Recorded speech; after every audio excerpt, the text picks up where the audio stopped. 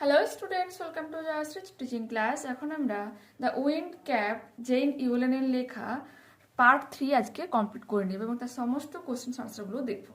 দেখো কি রয়েছে। Oh, let me go ashore just for one day. বলছে আহা, আমাকে যেতে দাও। কোথায় যেতে দাও? তীরে। জাস্ট ফর ওয়ান ডে, আমাকে একদিনের জন্য তীরে যেতে দাও। হি বেগড দ্য ক্যাপ্টেন, সে ক্যাপ্টেনের কাছে ভিক্ষা চেয়েছিল। When they had sighted land, যখন তারা একটা ভূমি দেখতে পেয়েছিল। He promised he would return, সে শপথ করেছিল যে সে ফিরে আসবে। But the captain was unmoved, কিন্তু ক্যাপ্টেন কোনো রকম নড়েনি, মিনস ক্যাপ্টেন তার কথার খিলাপ করেনি। হাউ এবার, যাই হোক, John could not stop dreaming of the land, John কোনো রকম ভাবে যে ভূমির স্বপ্ন দেখা থামাতে পারলো না, বা তীরের স্বপ্ন দেখা সে থামাতে পারলো না। ওয়ান কোয়াইট আফটারনুন, এক শান্ত বিকেলে, হি লে ফাস্ট অ্যাসলিপ, সে তাড়াতাড়ি ঘুমিয়ে পড়েছিল। And fail to dreaming again, আবারও সে স্বপ্ন দেখতে শুরু করেছিল। আননোন টু হিম, তার অজান্তে, the ship stood offshore, offshore mean হচ্ছে একেবারে তীরের কাছে। ফ্রম হিজ ওল্ড ফার্ম, তার পুরনো যে খামার ছিল সেই খামারের ঠিক কিছুটা দূরে বা একবারে কাছে তার মানে ওই শিপটা চলে এসেছিল, জাহাজটা এসেছিল। ইন জনস ড্রিম, জনের স্বপ্নে, দ্য সিজনস টার্নড র্যাপিডলি, ঋতুগুলো খুব দ্রুত দ্রুত পরিবর্তিত হচ্ছিল। র্যাপিডলি মানে দ্রুততার সাথে পরিবর্তন হওয়া, অ্যান্ড মানে দ্রুততার সাথে, টার্ন মানে পরিবর্তন হওয়া। অ্যান্ড ইচ টার্ন, প্রত্যেকটা পরিবর্তনই, so did John in his bed, জনও তার বিছানা এরকমভাবে ঘুরছিল বা পরিবর্তন হচ্ছিল, মানে তার পজিশন চেঞ্জ হচ্ছিল। হয়তো যখন গরম তখন তার একটা অবস্থা যেরকম থাকে, শীত হয়তো ঋতুটা এসছে তখন সে একটু কুকড়ে যাচ্ছে, নিজেকে গুটিয়ে ফেলছে, এরকম তার অবস্থা ছিল। কনসিকুয়েন্টলি, অনবরত, the cap on his head, তার মাথার মধ্যে যে ক্যাপটা ছিল, টুপিটা ছিল, টুইস্টেড রাউন্ড অ্যান্ড অ্যাবাউট, টুপিটাও কি হচ্ছিল, তার মাথার চারপাশে ঘুরপাক খাচ্ছিল। ইট কল্ড আপ আ স্কোয়াল, এটা ডেকে নিয়েছিল দমকা এক ঝড়কে। ফ্রম দ্য ক্লিয়ার স্কাই, একটা পরিষ্কার আকার থেকে। That hit the ship without a warning, এবং যা জাহাজের উপর আঘাত এনেছিল উইথাউট আ ওয়ার্নিং, কোনো রকম সতর্ক বার্তা ছাড়া। Clear? The wind had been whirling about the boat, tearing the sails. আচ্ছা, বলছে the wind had been whirling, ওই ঝড় বা ওই বাতাসটা এমনভাবে বাই করে ঘুরছিল। অ্যাবাউট দ্য বোট, বোটটার চারপাশে। টিয়ারিং দ্য সেলস, কি করেছিল, জাহাজের যে তোমার পালগুলো হয় সেগুলোকে ছিঁড়ে দিয়েছিল। And snapping the Spurs, Spurs হচ্ছে কি, জাহাজের যে মাস্তুলগুলো হয় সেগুলোকেও মরমর করে ভেঙে দিয়েছিল। স্ন্যাপিং মানে মরমর করে ভেঙে দেওয়া। ইটস হিজ ফল, এটা ওরই ভুল। দ্য সেলর্স ক্রাইড, ক্রাইড মানে সেখানে চিৎকার করে বলেছিল, নাবিকেরা চিৎকার করে বলেছিল এই সব কিছু ওরই ভুল। They shouted in anger and fear and tried to rip the cap off his head. They shouted in anger, তারা রাগে চিৎকার করছিল, অ্যান্ড ফিয়ার, ভয়েও চিৎকার করছিল, অ্যান্ড ট্রাইড টু, চেষ্টা করেছিল, rip the cap off his head, তারা মাথা থেকে টুপিটাকে খুলে ফেলতে, টেনে খুলে ফেলতে। ওয়েল, ভালো, দে ওয়ার আনসাকসেসফুল। আচ্ছা, এখানে বলে যাই হোক, ওয়েল মিনস ভালো বলবো না, যাই হোক তারা কিন্তু অসফল হয়েছিল। For it was a fair cap, কেন? কারণ এটা ছিল একটি পরিমাণবের টুপি, সেজন্য তারা কিন্তু কেউ সফল হচ্ছিল না। কারণ কি বলতো, আমরা আগের পাঠ্যতে কি পড়েছিলাম, যে কোনো রকম মানুষের হাত ওই টুপিটাকে খুলতে পারবে না বা চুরিও করতে পারবে না তার মাথা থেকে। ওকে, দে পুলড ইট, তারা একটা টান ছিল, অ্যান্ড টুইস্টেড ইট, একটা ঘুরপাক খাওয়াচ্ছিল বা ঘোরাচ্ছিল, এক কথায় টানছিল এবং ঘোরাচ্ছিল। And so the squall became a storm, ফলে সেই যে ঝড় বা দমকা যে ঝড় কিসে পরিণত হয়েছিল, একটা ভয়ানক দুর্যোগে পরিণত হয়েছিল। The mightiest they had ever been, তাদের দেখে সব থেকে ভয়ঙ্কর দুর্যোগ ছিল। The captain ordered his men, captain, জাহাজের যে ক্যাপ্টেন ছিল, আদেশ করেছিল তার লোকজনদেরকে, to bring John before him, কাকে আনতে? টু ব্রিং, আনতে, জনকে আনতে, বিফোর হিম, তার সামনে জনকে আনার আদেশ দিয়েছিল। কে? ক্যাপ্টেন। কাকে দিয়েছিল? তার লোকজনদের, মিনস বাকি যে নাবিকেরা ছিল তাদেরকে। ইন অ্যাঙ্গার, রাগে, he grabbed him by the tail of his striped cap, তার স্ট্রাইপড মানে কি ডোরা কাটা ক্যাপ মানে টুপি, তার যে ডোরা কাটা টুপি ছিল বাইরে টেল অফ, আচ্ছা টেল মিনস হচ্ছে টুপির যে প্রান্ত, দেখো সামনের একটা অংশ বেরিয়ে থাকে টুপি, ঠিক আছে, সেই টুপি ধরে সে গ্রাব টান ছিল, অ্যান্ড টুইস্টেড হিম থ্রাইস, 3বার সেই টুপিটাকে ঘুরিয়েছিল। আচ্ছা টুইস্টেড হিম থ্রাইস কাকে, টুপি সহ হচ্ছে কি তোমার জনকে 3বার ঘুরিয়েছিল।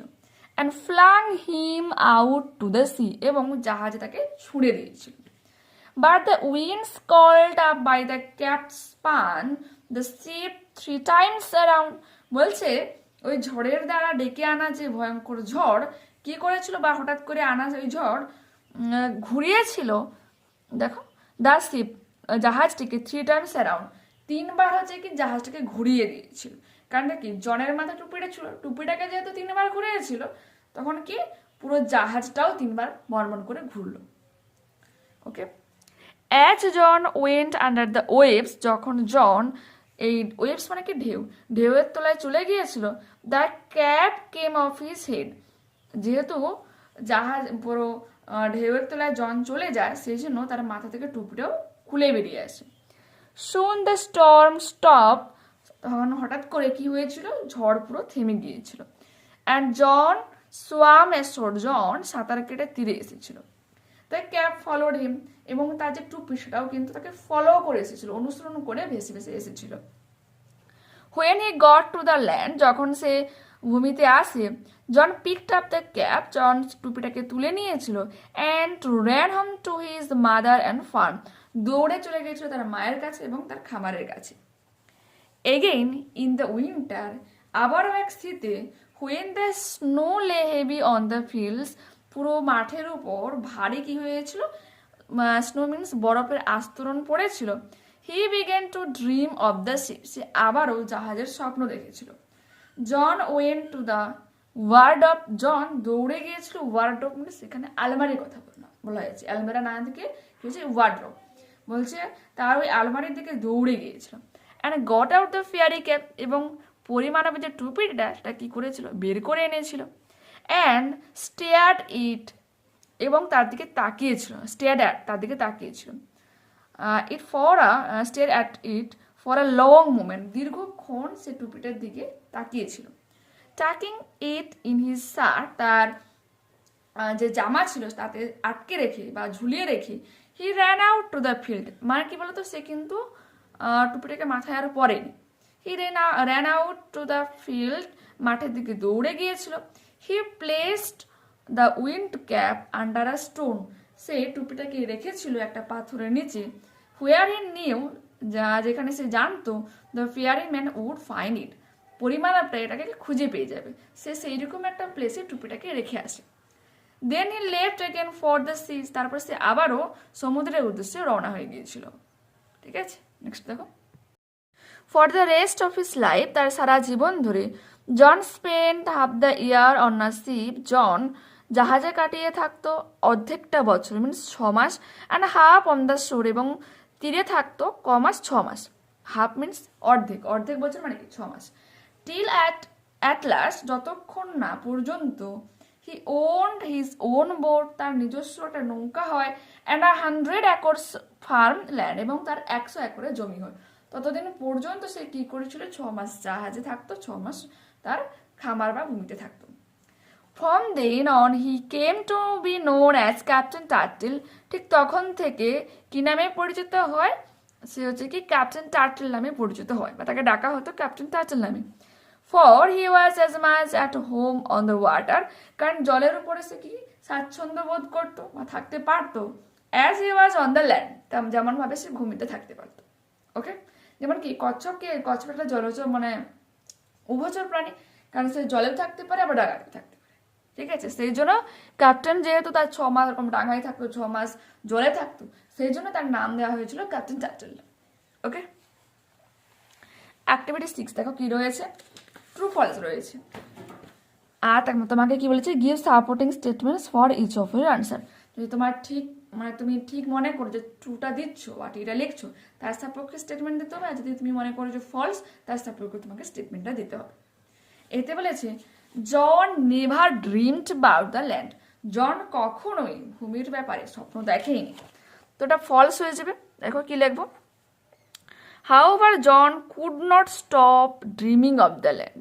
বলছে যাই হোক জন কিন্তু তার ভূমির ব্যাপারে স্বপ্ন দেখে থামাতে পারেনি, মানে সে কি অনবরত স্বপ্ন দেখছিল। ওকে, এরপর বলেছিল the squall was called up because John was sleeping. ওই যে দমকা ঝড়টা হঠাৎ করে এসেছিল তার কারণ ছিল যে জন ঘুমাচ্ছিল। এটা দেবে যে ফলস, কারণ ঘুমাচ্ছিল বলে কিন্তু ঝড়টা আসেনি। তাহলে ঝড়টা কেন এসেছিল? ইন জনস ড্রিম, জনের স্বপ্নে দ্য সিজন টার্ন র্যাপিডলি, ঋতুগুলো দ্রুত পরিবর্তিত হচ্ছিল। অ্যান্ড অ্যাজ ইট টার্ন, প্রত্যেকটা পরিবর্তনের so did John in his bed, জনও বিছানা সেরকমভাবে পরিবর্তিত হচ্ছিল। Consequently the cap on his head twisted round and about, অনবরত তার মাথার মতো টুপিটাও ঘুরে যাচ্ছিল। It call up a squall from the clear sky that hit the ship without warning. তো এখান থেকে এতখানি পর্যন্ত করবে। দেখো সে কিন্তু এই নয় যে সে হঠাৎ করে একদিনই ঘুমিয়েছে, তা তো নয়, প্রতিদিনই ঘুমায়, কিন্তু সেদিন হচ্ছে সে স্বপ্ন দেখছিল যে ঋতুগুলো দ্রুত দ্রুত পরিবর্তিত হচ্ছিল। মেন রিজনটা কিন্তু এটাই, সেজন্য আমরা একটা ফলস দেবো আর এখান থেকে এতখানি লিখবো। ওকে, এরপর কি রয়েছে দেখো, the captain was angry with John. Captain জনের প্রতি রেগেছিল, এটা ট্রু হয়ে যাবে। দেখো in anger the captain grabbed him, দেখো ওখানে হি রয়েছে, হি মিনস এখানে ক্যাপ্টেনের কথা বলা হচ্ছে কিন্তু ক্যাপ্টেন কথা লিখে দিয়েছে। In anger the captain grabbed him by the tail of his striped cap, twisted him thrice and flung out to the sea. এটা লিখবে তোমরা। এরপর রয়েছে John did not return the wind cap to the fairy man. John কখনই পরিমাণমকে তার টুপিটাকে ফেরত দেন, এটা ফলস হয়ে যাবে। He placed the wind cap under a stone where he knew the fairy man would find it. বলছে সে টুপিটাকে একটা পাথরের নিচে রেখেছিল, হোয়ার হি নিউ, যেখানে সে জানতো দ্য ফেয়ারি ম্যান পরিমাণবটি উড ফাইন্ড ইট, তাকে খুঁজে পেতে পারে বা খুঁজে পাবে। ওকে, অ্যাক্টিভিটি 7 দেখো, answer the following questions. Why did the sailors try to rip off the cap from John's head? কেন নাবিকেরা চেষ্টা করছিল জনের মাথা থেকে টেনে টুপিটাকে খুলে ফেলতে? The sailors tried to rip off the cap from John's head because they believed the cap was responsible for calling up the squall that was damaging the sea. বলছে নাবিকেরা তার জনের মাথা থেকে টুপিটাকে খুলে ফেলার চেষ্টা করছিল কারণ তারা বিশ্বাস করতো যে টুপিটাই হচ্ছে এর জন্য দায়ী, যে হচ্ছে এই ভয়ঙ্কর ঝড়কে ডেকে আনছিল এবং যা এই জাহাজের ক্ষতি করে যাচ্ছে। How did John divide his time between land and sea? John কিভাবে তার সময়টাকে ভাগ করে নিয়েছিল ভূমিতে এবং সমুদ্রে? John spend half the year on a ship and half on the shore. অর্ধেকটার সময় সে একটা জাহাজে থাকতো, অর্ধেকটার সময় তীরে থাকতো। Okay, next, do you think John was rightly called captain turtle? তুমি কি মনে করো জনকে টার্টল বা এই ক্যাপ্টেন টার্টল নামে ডাকাটা যথার্থ? Give reasons for your answer, তার সম্পর্কে তোমার উত্তর দাও। তো কি লিখবো? For the rest of his life, পরবর্তী সারা জীবনে জন কাটিয়েছিল half the year on a ship, একটা জাহাজে অর্ধেকটা বছর, and half on the shore, এবং তীরে অর্ধেকটা বছর। He was as much at home on the water, সে জলের উপর থাকতে অতটা স্বাচ্ছন্দ্য বোধ করতো, as he was on the land, ঠিকভাবে ভূমিতেও। So he was rightly called captain turtle, সেই হিসাবে তাকে ক্যাপ্টেন টার্টল বলাটা যথার্থ। ওকে, নেক্সট আমাদের প্রশ্ন রয়েছে, আচ্ছা কোশ্চেন নাম্বার ডিতে কি বলেছে? Why did John want to return the wind cap to the fairy man? John কেন চাইতো টুপিটাকে সেই পরিমাণটাকে ফেরত দিতে, বা কেন চেয়েছিল? লিখবো, the cap caused a lot of travel, ওই টুপি যা অসংখ্য সমস্যার কারণ ছিল। নিয়ারলি টেকিং জনস লাইফ, প্রায় জনের জীবনটাকেও নিতে পারতো। So he wanted to return the wind cap to the fairy man, সেই জন্য সে চেয়েছিল ওই পরিমাণটাকে টুপিটাকে ফেরত দিতে। লেটস লার্ন কি বলেছে, read the following sentence. The wind has been wailing about the boat, tearing the sails and snapping the spars. In the above sentence, the tense of the verb suggests an action which began at some time in the past and still continuing means কি বলেছে, বলছে এই যে আমরা একটা বাক্য পড়লাম has been ওয়ার্লিং, means অনবরত হচ্ছে কি বাতাসটা এই জাহাজটাকে ঘুরিয়ে যাচ্ছিল। ওকে, সেই হিসাবে কি বলছে, একটা কাজ অতীতে শুরু হয়েছিল। দেখো এই যে বলছে একটা কাজ সামটাইমস ইন দ্য পাস্ট, এটা শুরু হয়ে began at sometimes in the past, অতীতের কিছু পূর্বে শুরু হয়েছিল বা কিছুক্ষণ আগে কাজটা শুরু হয়েছিল, অ্যান্ড স্টিল কন্টিনিউ কিন্তু অনবরত কাজটা এখনো চলে যাচ্ছে। তো সেই ধরনের সেন্টেন্সকে আমরা কি বলি, প্রেজেন্ট পারফেক্ট কন্টিনিউয়াস টেন্স। কি করে বুঝবো প্রেজেন্ট পারফেক্ট কন্টিনিউয়াস টেন্স? সাবজেক্টের পর দেখবে হ্যাজ, তারপরে বিন ভার্বের সাথে আইএনজি হয়, বা হ্যাভ তারপরে বিন ভার্বের সাথে আইএনজি হয়। এই শব্দগুলো যখন থাকবে, এই ওয়ার্ডগুলো যখন থাকবে, আমরা বুঝবো কি এটা প্রেজেন্ট পারফেক্ট কন্টিনিউয়াস টেন্স। ওকে, তো অ্যাক্টিভিটি এইটা কি বলেছে দেখো, underline the verbs in the following sentences that suggest actions that began in the past and still continue। বলছে এমন কিছু মানে তোমার সেন্টেন্সের ভার্বে আন্ডারলাইন করো যে যা কি বোঝাচ্ছে, যা বোঝাচ্ছে একটা কাজ অতীতে শুরু হয়েছিল বাট কন্টিনিউ কাজটা এখনো চলছে। ওকে, দেখো they have been travelling for 10 hours, 10 ঘন্টা ধরে তারা ভ্রমণ করে যাচ্ছে। মিনস 10 ঘন্টা ধরে এখন কিন্তু কন্টিনিউ, ধর 10তম ঘন্টাতে তারা চলছে, মিনস 1 ঘন্টা থেকে 2 ঘন্টা 3 ঘন্টা কন্টিনিউ তারা কিন্তু করে আসছে। ওকে, তো এক্ষেত্রে আমরা কোনটা থেকে বুঝবো প্রেজেন্ট পারফেক্ট কন্টিনিউয়াস টেন্স? এই যে have been travelling. Okay, he thanked me for what I have been doing, সে আমাকে ধন্যবাদ করেছিল যা আমি করে আসছি। ওকে, তার জন্য তো এখানে হয়ে যাবে have been doing. The baby has been sleeping all day, বাচ্চাটা সারাদিন ধরে ঘুমিয়ে যাচ্ছে, তো হয়ে যাবে কি হ্যাজ বিন স্লিপিং। দেখো এই ধরনের তোমার টেন্সকে কি বলা যায়, present perfect continuous tense. Continuous যখন শব্দটা থাকবে ভেবেই নেবে যে ভার্বের সাথে আইএনজি হচ্ছে। ওকে, নেক্সট অ্যাক্টিভিটি এইটার বি দেখো কি রয়েছে। Let's learn. Read the following sentence. One day he had been walking behind the plow. লাঙলের পেছনে পেছন সে একদিন হেঁটে যাচ্ছিল। ওকে, এটা অতীতে হচ্ছে এবং কন্টিনিউ কাজটা হয়ে যাচ্ছিল। In the above sentence the tense of the verb is used for an action, একটা কাজের জন্য টেন্সটাকে ইউজ করা হয়, টেন্স অফ দ্য ভার্বকে ইউজ করা হয়। That began before a certain point in the past, অতীতের অনেক আগে কাজটা শুরু হয়েছিল, and continued up to the time, এবং ওই সময় এটা কন্টিনিউ হচ্ছিল। ওকে, অ্যাক্টিভিটি 8-এর বিটা কি বলেছে, সেম ওই রিলেটেড প্রশ্ন এখানে রয়েছে।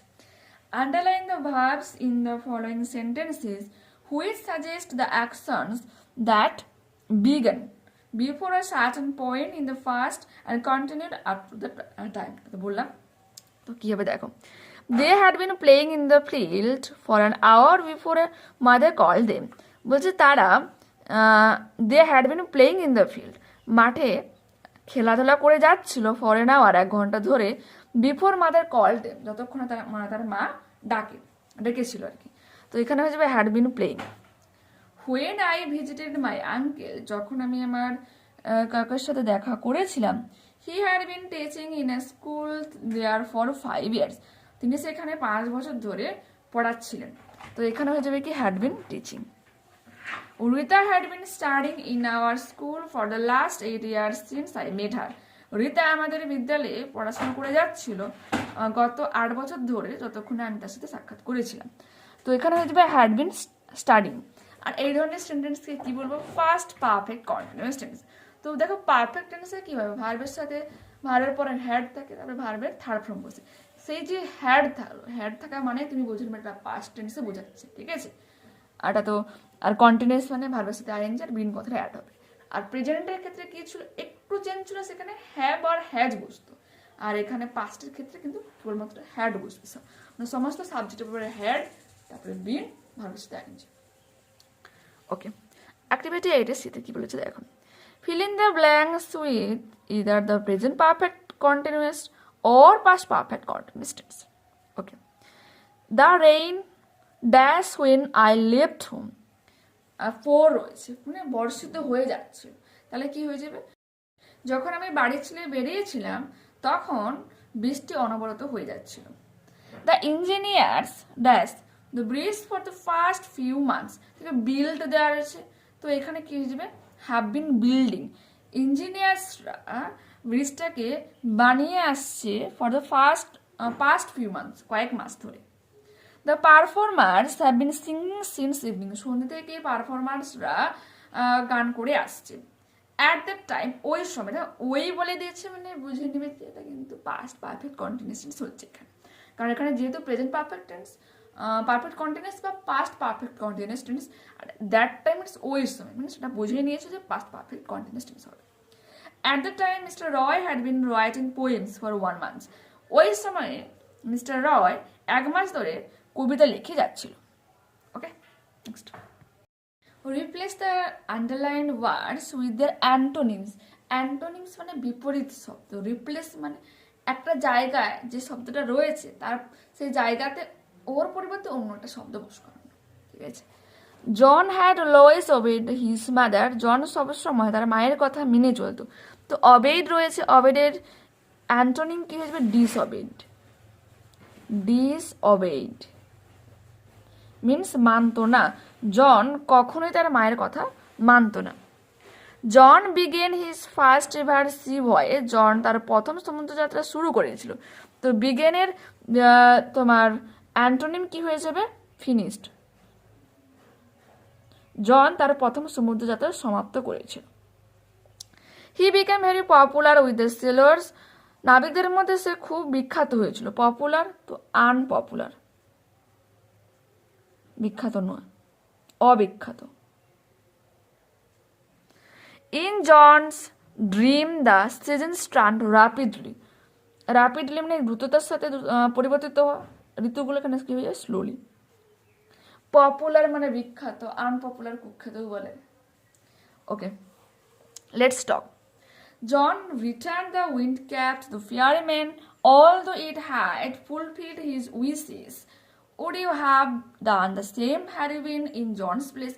বলছে জন হচ্ছে কি যে বাতাস যে টুপিটা পরিমাণটাকে ফেরত দিয়েছিল, যদিও সে তার ইচ্ছাটাকে পূরণ করেছিল।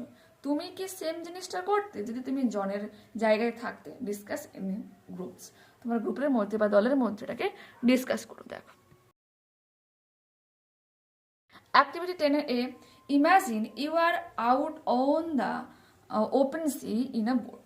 আচ্ছা, তুমি কল্পনা করো তুমি এক খোলা সমুদ্রে এক জাহাজে আছো। With waves rising all around you, তোমার চারপাশে ঢেউগুলো আন্দোলিত হচ্ছে।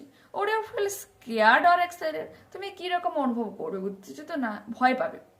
Right a paragraph in about 80 words, 80টা শব্দে একটা প্যারাগ্রাফ রাইটিং লেখো, describing your experience of the sea voyage, তোমার সমুদ্র যাত্রার অভিজ্ঞতা নিয়ে। আচ্ছা, কল্পনায় করতে বলেছি কিন্তু সেরকমভাবে তোমাকে লিখতে হবে। অ্যাক্টিভিটি 10 বিতে কি রয়েছে? Suppose you had wish to perform on stage for a long time, ধরো তোমার দীর্ঘদিনের ইচ্ছা ছিল যে তুমি স্টেজে পারফর্ম করবে।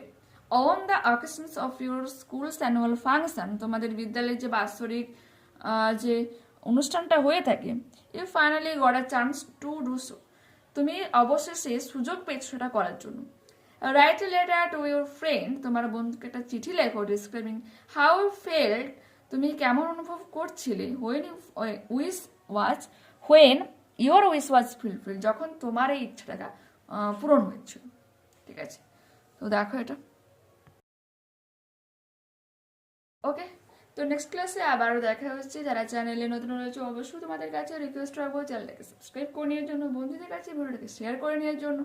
যদি ভালো লাগে থাকে প্লিজ এটা লাইক বাটনে ক্লিক করো, হাই বাটনে ক্লিক করো এবং কমেন্টে তোমাদের মতামত জানাও।